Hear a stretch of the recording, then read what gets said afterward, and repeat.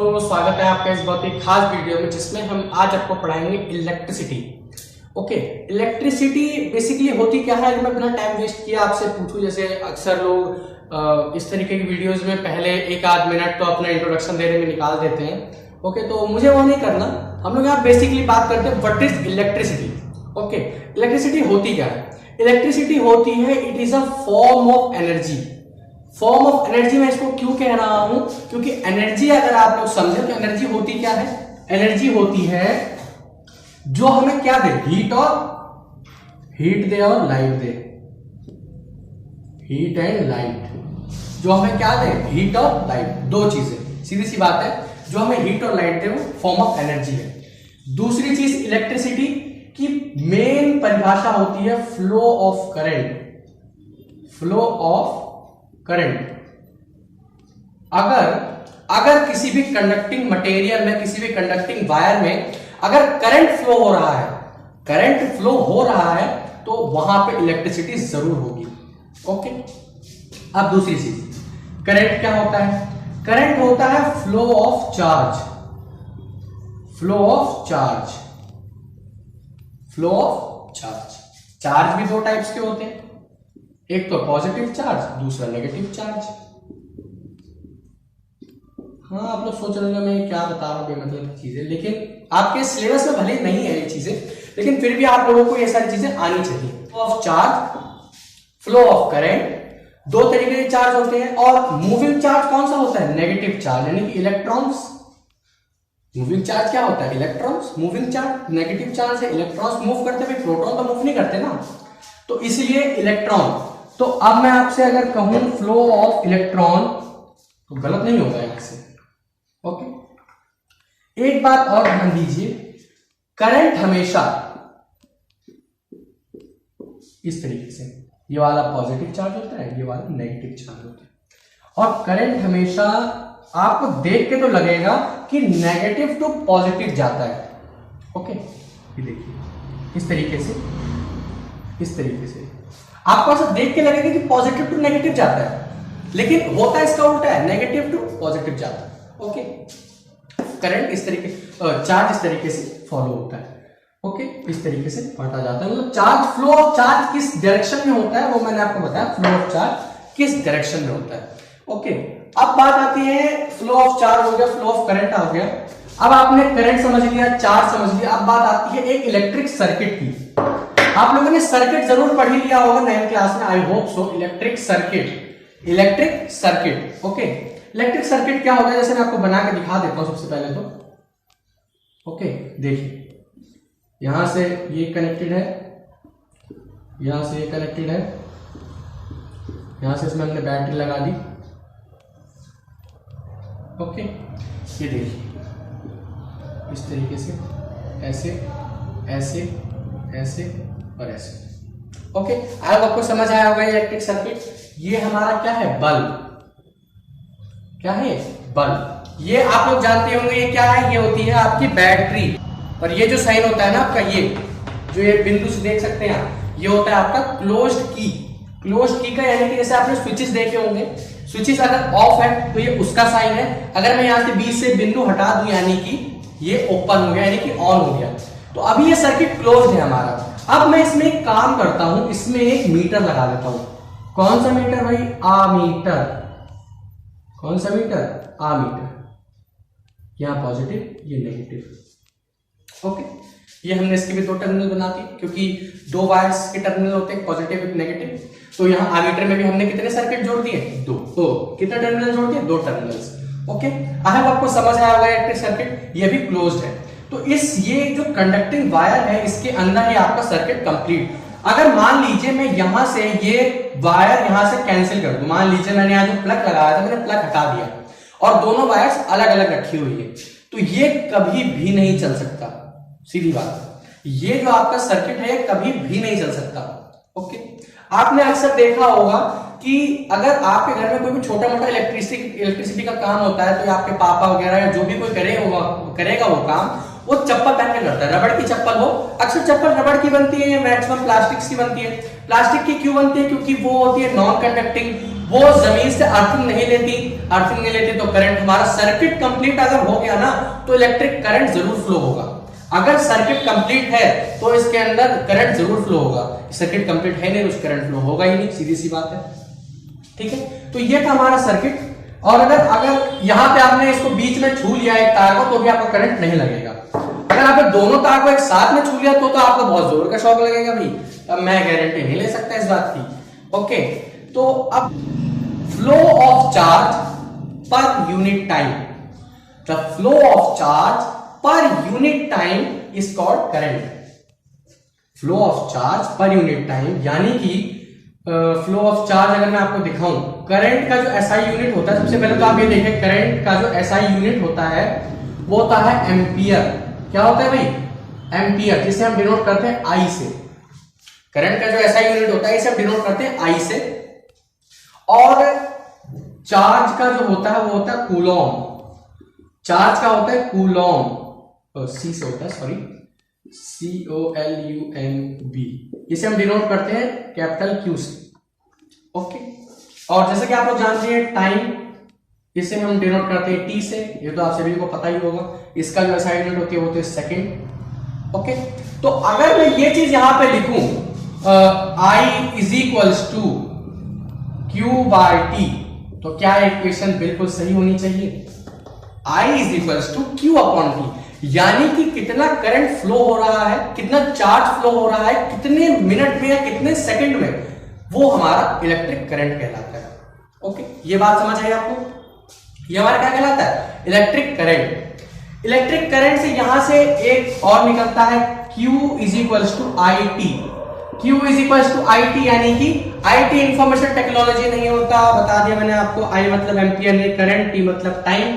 अब मैं आपको एक क्वेश्चन दूं, जैसे 0.5 ampere of current is flowing in a bulb और 10 मिनट के लिए। मान लीजिए हमने 10 मिनट तक एक बल्ब जलाया जिसके अंदर 0.5 एम्पियर करंट फ्लो हुआ। कितना करंट फ्लो हुआ? 0.5 एम्पियर। और मैं आपसे पूछूं कि इसका कितना चार्ज होगा, यानी कूलॉम निकालिए, I इंटू टी कर दीजिए, I इंटू टी, यहां से 0.5 इंटू, अब यहां पे देखिए, थोड़ा सा ध्यान दीजिए, 10 मिनट है, 10 मिनट को अगर मैं 60 से मल्टीप्लाई कर दूं तो यहां से 600 सेकंड आ जाएगा, 600 सेकंड आ जाएगा। 600 सेकंड आने का मतलब यानी कि 600, तो यहां से हमारा कूलॉम यानी कि चार्ज कितना आ गया? 300 क्यू, 300 क्यू। आई होप मेरे को लगता है शायद आपका एनसीईआरटी का क्वेश्चन भी है।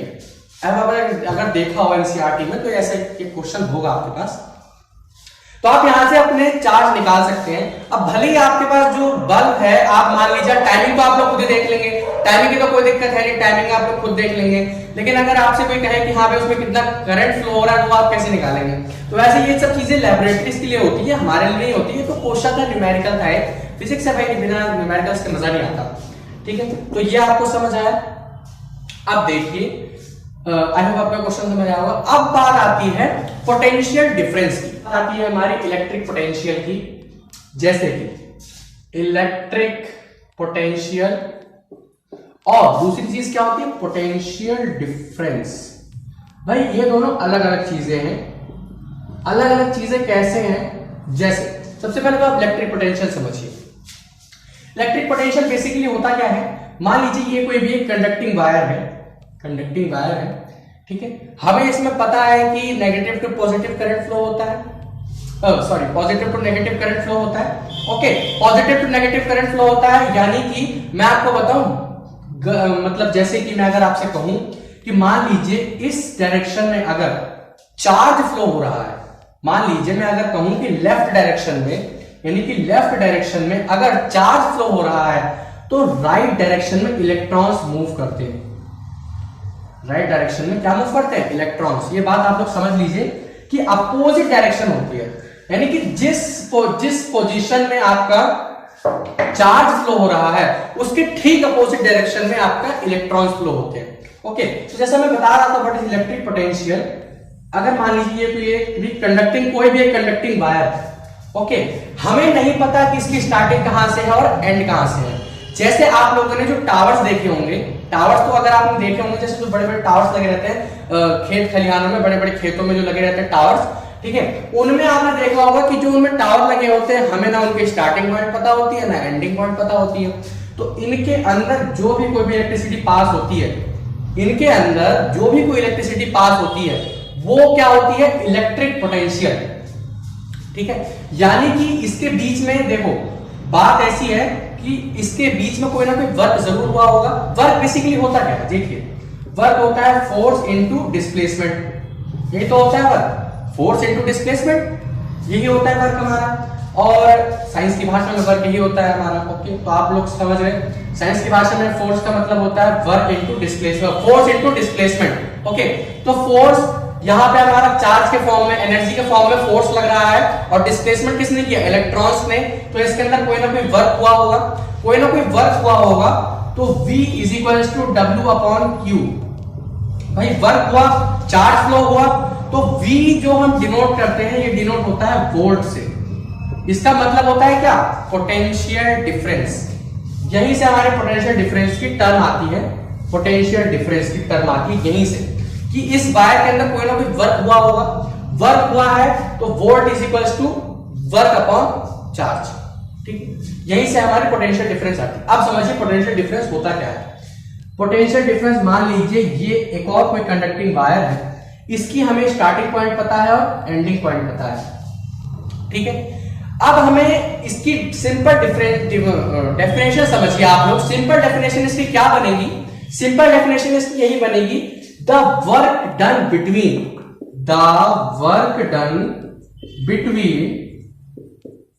टू पोटेंशियल्स या टू पॉइंट्स कह लीजिए, the work done between two point in per unit charge, यानी कि कितने यूनिट चार्ज में कितना वर्क हुआ, कितने यूनिट चार्ज में, यानी कि V यानी पोटेंशियल डिफरेंस हो गया, V पोटेंशियल हो गया हमारा, ठीक है, और कितना वर्क हुआ कितने यूनिट टाइम, कितने यूनिट चार्ज में, ये हमारा क्या कहलाता है, पोटेंशियल डिफरेंस, ये कहलाता है हमारा पोटेंशियल डिफरेंस। तो आई होप आपको ये समझ आया होगा। ये V कहां से आया, V कहां से आया, एक साइंटिस्ट थे, इटालियन फिजिसिस्ट अलेक्जेंड्रो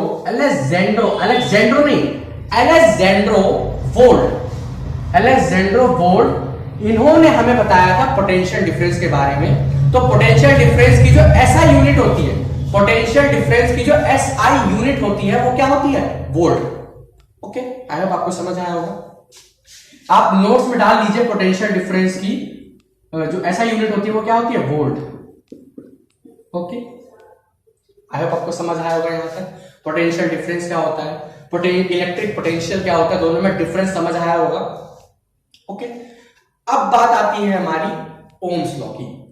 ओम्स लॉ क्या होता है, ओके। तो चलिए स्टार्ट करते हैं, ओम्स लॉ क्या होता है। ये हम एक क्वेश्चन ले लेते हैं सबसे पहले पोटेंशियल डिफरेंस का, उसके बाद आपको कुछ डायग्राम्स बता के दिखाऊंगा कि मतलब जैसे कि कोई भी जो डायग्राम है आपका, मान लीजिए ये है, ये आपका क्या शो करता है, ये आपका क्या शो करता है, इस तरीके से डायग्राम मैं आपको अभी आगे बताऊंगा। सबसे पहले तो एक क्वेश्चन ले लेते हैं पोटेंशियल डिफरेंस का। मान लीजिए हमें ये दो पॉइंट्स दे रखे हैं A और B, ठीक है, इनके बीच का जो पोटेंशियल है वो कितना दे रखा है, 12 वोल्ट। अगर मैं इसको P और 12 वोल्ट पे लिखूं, पोटेंशियल में दे रखा है 12 वोल्ट, और चार्ज इसमें कितना फ्लो हो रहा है, 2 कूलॉम। इस बीच के अंदर ये जो दो कंडक्टिंग स्टार्टिंग और एंडिंग है, इनके बीच में कितना चार्ज फ्लो हो रहा है, 2C यानी 2 कूलॉम का। वैसे तो उल्टा होना चाहिए था, 2C is equal C is equal to 2Q, लेकिन इस तरीके से हम शो ऑफ कर देते हैं, कोई प्रॉब्लम नहीं है इससे, ओके। तो ये हमें दे रखा है। तो मैंने आपको क्या बताया था, volt is equal to W upon Q। अब हमें यहाँ पे वर्क डन निकालना है कि वर्क डन कितना हुआ, ओके। तो वर्क डन निकालने के लिए हमारे पास क्या फॉर्मूला हो जाएगा, V दे रखा है, हमें Q दे रखा है, तो यहां से work done is equal to VQ हो जाएगा। Work done is equal to 12 into 2, तो यहां से work done is equal to 24, क्या चीज, जूल। वर्क डन की SI यूनिट कितनी होती है, जूल, ओके। तो अगर हम इसको इस तरीके से लिखें, V is equal to work done की कितनी होती है, जूल, अगर मैं 1 जूल कहूँ और 1 C, तो यहां से कितना हो जाएगा, V is equals to 1JC minus 1, इस तरीके से। ओके, आपको समझ आएगा। बहुत इजी सा न्यूमेरिकल था। पहले चैप्टर खत्म कर ले हम लोग, फिर उसके बाद फिर हम आपको अच्छे न्यूमेरिकल ही कराएंगे इसको। ओके, तो आपने देखा, अब देखते हैं कुछ, हमें यहाँ पे कुछ डायग्राम्स बनाऊंगा मैं आपके लिए, पॉजिटिव या नेगेटिव। ये होता है सेल का। आप लोगों ने ये पढ़ तो रखे होंगे पहले से, लेकिन मैं फिर भी आपको बता रहा हूं क्योंकि ये आपके लिए जरूरी है। अगर इस तरीके से दे रखा है तो ये होगा क्लोज स्विच, फिर इस तरीके से अगर कोई बिंदी नहीं है बीच में तो ये हो गया ओपन स्विच, इस तरीके से हो गया ओपन स्विच। ओके, और देखिए यहां पे, जैसे ये हो गया आपका रेजिस्टेंस का।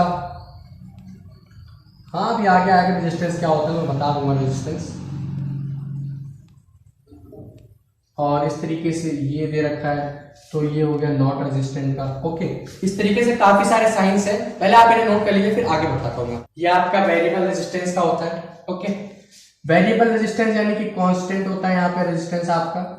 रेजिस्टेंस का चेंज बढ़ता घटता नहीं है, ठीक है। वेरिएबल रेजिस्टेंस होता है। ये होता है आपका वोल्ट मीटर का साइन।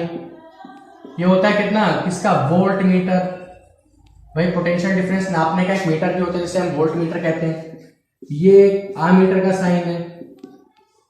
ये आमीटर किस लिए काम आता है, ये काम आता है आपके इलेक्ट्रिसिटी नापने में। आपके घर में जो मीटर्स लगे होते हैं उसके काम आता है। ओके, और फिर लास्ट में आपका रहेगा बल्ब का। इस तरीके से होता है, कुछ भी होता है बल्ब। बस यही थे कुछ 5-6। और इसका एक और पार्ट भी है, जैसे रेजिस्टेंस वाला दे रखा है आपको। इसका एक और पार्ट भी है, जैसे इस तरीके से ये, इसको हम वेरिएबल रेजिस्टेंस के अलावा रियोस्टाट भी कहते हैं। रियोस्टाट से क्या मतलब है यहाँ पे, रियोस्टाट यानी कि दो शब्द से मिलकर बना रेजिस्टेंस और स्टैट, यानी कि जो इसका रेजिस्टेंस है वो कितना रहता है, कांस्टेंट। समझ आया क्यों दे रखा है हमने इसको नाम। तो पहले इन लोगों को नोट कर लीजिए, इन डायग्राम्स को नोट कर लीजिए अच्छे से बना के, फिर आगे चल। अब हम बात करेंगे ओम्स लॉ पे। ओके, बात किस पे करेंगे भाई, ओम्स लॉ पे। ओम्स लॉ हमारा क्या है, ओम्स लॉ ये कहता है कि अगर मान लीजिए जैसे ये कोई भी एक पोटेंशियल है, कोई भी एक पोटेंशियल डिफरेंस है, इनके बीच में भाई अगर वर्क डन हो रहा है, फ्लो ऑफ चार्ज भी हो रहा है, तो इसका मतलब क्या है, फ्लो ऑफ चार्ज अगर हो रहा है इसमें, तो इसका मतलब इसके अंदर कोई ना कोई करंट भी फ्लो कर रहा होगा। अगर इसमें फ्लो ऑफ चार्ज है तो इसमें करंट जरूर होगा कि नहीं होगा। तो इन्होंने क्या कहा, जो ओम्स थे, जो एक साइंटिस्ट थे, इन्होंने कहा कि जो पोटेंशियल डिफरेंस होता है वो डायरेक्टली प्रोपोर्शनल होता है किसके, करंट के। डायरेक्टली प्रोपोर्शनल किसके होता है, करंट के। ओके, अगर मैं इसका कोई भी एक ग्राफ प्लॉट करूं आपके लिए, जैसे मैं यहाँ पे पोटेंशियल डिफरेंस लिख देता हूं यानी कि V, और यहाँ पे लिख देता हूँ इलेक्ट्रिक करंट यानी कि A, तो इसका जो ग्राफ है वो बिल्कुल स्ट्रेट लाइन होगा। जो इसका ग्राफ बनेगा वो बिल्कुल स्ट्रेट लाइन होगा। ये इन्होंने ऐसा कहा। इन्होंने एक एक्सपेरिमेंट किया होगा, कोई नाइक्रोन वायर का एक्सपेरिमेंट होता है, ठीक है। इन्होंने वो एक्सपेरिमेंट किया, तब इन्होंने ये डिसीजन, ये कंक्लूजन दिया हमें कि जो भी पोटेंशियल डिफरेंस और इलेक्ट्रिक करंट का कोई भी ग्राफ प्लॉट करता है तो ये इस बिल्कुल स्ट्रेट लाइन बनेगी, यानी कि कांस्टेंट रहेगी। अगर हम एक बात कहें तो कांस्टेंट रहेगी। तो यहां से हमारे पास एक रिलेशन निकल के आया, V directly proportional to I। ओके, अब बात समझिए, यहां पे अब हमने कर दिया V is equals to I, और ये डायरेक्टली प्रोपोर्शनल का साइन हटाने के लिए हमने यहां पे क्या लिख दिया, R। ये जो R है ये है रेजिस्टेंस। R क्या है भाई, रेजिस्टेंस, अवरोधक। रेजिस्टेंस यानी कि अवरोधक। भाई अब आप लोग जैसे मान लीजिए मैं आपसे कहूं रेजिस्टेंस बेसिकली होता क्या है और इन करंट्स के अंदर या इन वायर्स के अंदर रेजिस्टेंस कैसे दिया जाता है। मान लीजिए मैं आपसे कहूं कि कोई भी पतली सी गली है, मान लीजिए कोई पतली सी गली है 8 फुट की या 9 फुट की गली है, ओके, और इस गली में बहुत भीड़ है, इस गली में बहुत भीड़ है बहुत, और मैं आपसे कहूं कि आप इसमें भाग के दिखाओ, तो क्या भाग सकते हो आप? नहीं भाग सकते। वैसा ही सेम इन वायर्स के साथ भी होता है। क्या होता है, जैसे इन वायर्स के अंदर रेजिस्टेंस दे रखा है हमें, रेजिस्टेंस मान लीजिए कुछ भी हो, कोई भी वैल्यू रेजिस्टेंस की, हमें उससे नहीं मतलब, मान लीजिए इसमें रेजिस्टेंस दे रखा है हमें, रेजिस्टेंस अगर दे रखा है और हम आपसे कहें कि इसमें आप करंट फ्लो कीजिए खूब तेजी से, तो रेजिस्टेंस करंट तेजी से फ्लो नहीं हो पाएगा आपका, क्योंकि फिर बीच में इसको जगह जगह रुकना पड़ जाएगा।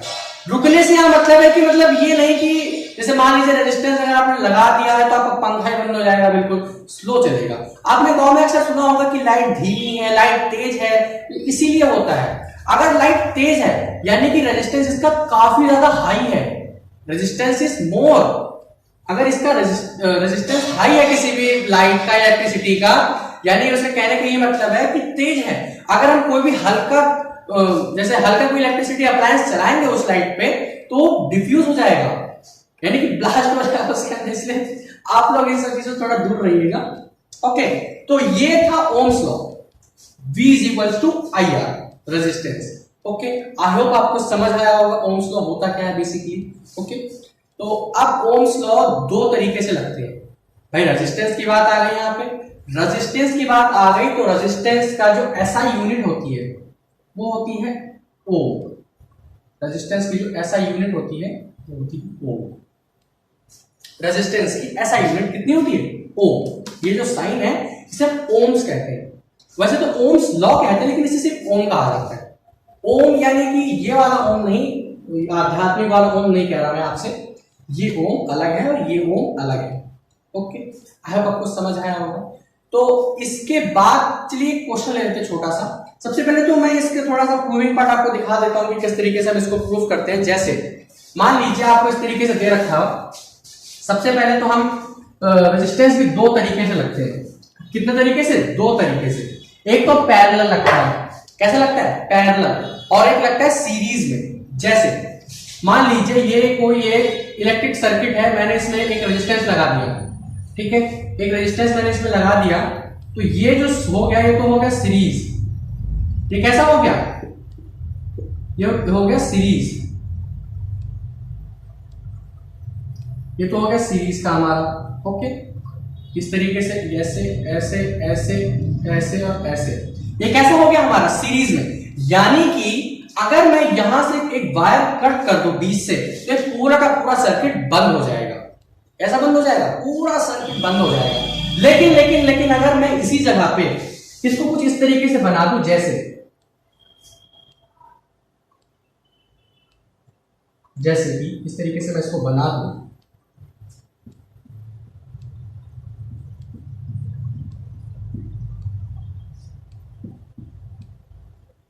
और यहाँ पे मैं लगा देता हूँ, इसके लिए हम बल्ब लगा देते हैं, और यहाँ पे हम इसमें लगा देते हैं वोल्ट मीटर। ओके, अब जैसे मान लीजिए मैं यहाँ से एक सर्किट, यहाँ से मान लीजिए वायर कट कर दी, वायर मैंने यहाँ से 20 से कट कर दी, यहाँ से 20 से मैंने वायर कट दी, और मान लीजिए मैंने इसमें भी एक बल्ब लगा दिया, ठीक है, इसमें भी एक बल्ब लगा दिया, तो यहां से कट करने के बाद ये बल्ब नहीं बुझेगा, कट कर देने के बाद ये बल्ब नहीं बुझेगा।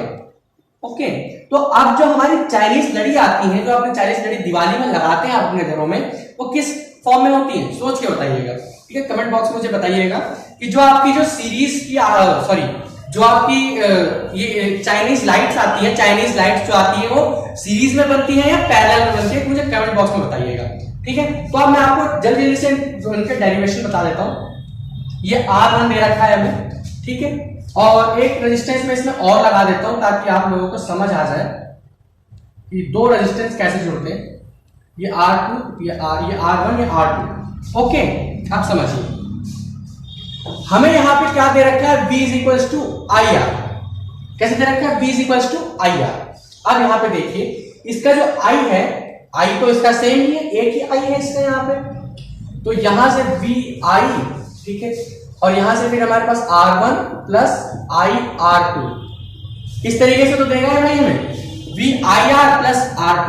भाई ये दो हमारे पास वोल्ट दे रखे हैं तो हम इसको इस फॉर्म में लिख देते हैं। ये जो वोल्ट हमें दे रखा है ये इन दोनों को मिलाएंगे तो हमारा वोल्ट आ जाएगा, यही तो दे रखा है हमें। अब मैं यहां से V इज इक्वल्स टू, अब मैं यहां पे इसकी वैल्यू पुट कर देता हूं। वोल्ट की वैल्यू हमें यहां पे पहले से गिवन है, ठीक है। और यहां से अगर हम वोल्ट निकालेंगे तो यही तो बनेगा हमारे पास, ये तो बनेगा। तो वोल्ट, अब हम यहां पे इसकी वैल्यू पुट कर देते हैं IR is equals to, I यहां से हमने कॉमन ले लिया, यहां पे बचा R1 प्लस R2, ओके। और इस I से मैंने ये R कर दिया कैंसिल, तो यहां से आ गया R is equals to R1 plus R2। आया समझ में? कहां से आया आपका रेजिस्टेंस निकालने का फॉर्मूला? मान लीजिए इस सर्किट में आपको दो रेजिस्टेंस दे रखे हैं, मान लीजिए ये दे रखा है हमें 3 ओम का और ये दे रखा है हमें 5 ओम का, ओके। और हमें पूछा है इसका टोटल रेजिस्टेंस कितना बनेगा, तो सीधा बोल देना आपको 8 ओम, बस कुछ नहीं करना, सीधा बोलना है छूटते ही। अगर रेजिस्टेंस में लगा हुआ है तो जितने भी रेजिस्टेंस है सबको प्लस कर दीजिए, वही उसका सम हो जाएगा। लेकिन अगर पैरेलल में लगा हुआ है तब आपको क्या करना है, देखिए ये याद रखिएगा V is equal to IR, इसी के बेसिस पे हम आगे भी सॉल्व करेंगे, ठीक है। अब देखिए, अब हमें यहां पे इसका करंट देखना है, तो V is equal to IR है अगर, तो I इज इक्वल टू क्या हो जाएगा V अपॉन R, ठीक है। ये हमारा करंट बनेगा, ठीक है। V is equal to IR ये बनेगा हमारे पास, ये बनेगा I इज इक्वल टू, और अगर मैं आपसे पूछूं कि इन दोनों में कितना करंट फ्लो हो रहा है, तो I यानी कि यहां पे I है, यहां पे I1 और यहां पे I2, यहां पे भी एक रेजिस्टेंस लगा देते हैं हम लोग बीच में, ठीक है।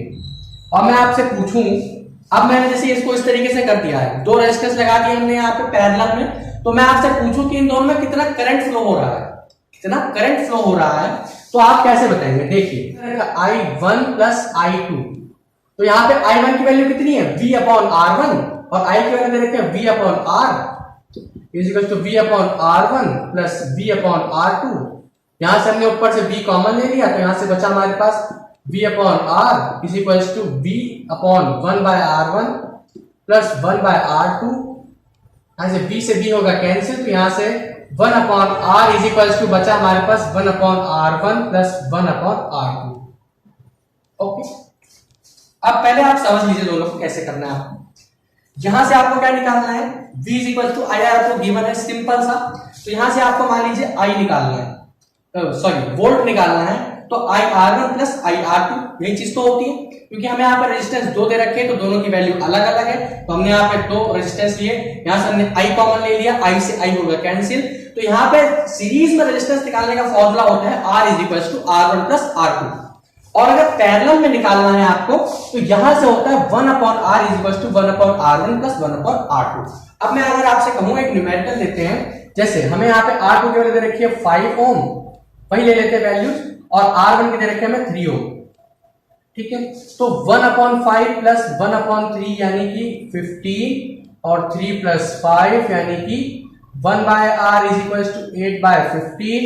तो R is equal to 15, R is equal to 15 by 8। तो यहां से R की वैल्यू कितनी आ गई हमारी 1.78756 यानी कि 1.8 समथिंग, यहां से हमारे रेजिस्टेंस की वैल्यू आ जाएगी, ओके। तो आपने देखा ओम्स लॉ कैसे डिफाइन करते हैं, ठीक है। तो ओम्स लॉ तक हमारा टॉपिक यहीं एंड करते हैं फिलहाल के लिए। अगले वीडियो में बाकी का जो भी टॉपिक बच रहा है इलेक्ट्रिसिटी का पूरा टॉपिक मैं आपके लिए लेके आऊंगा, वीडियोस की कंप्लीट वीडियो लेके आऊंगा जो बची हुई टॉपिक्स है। इस वीडियो के लिए बस इतना ही, ओके। तो पढ़ाई करते रहिए, ऑल द वेरी बेस्ट।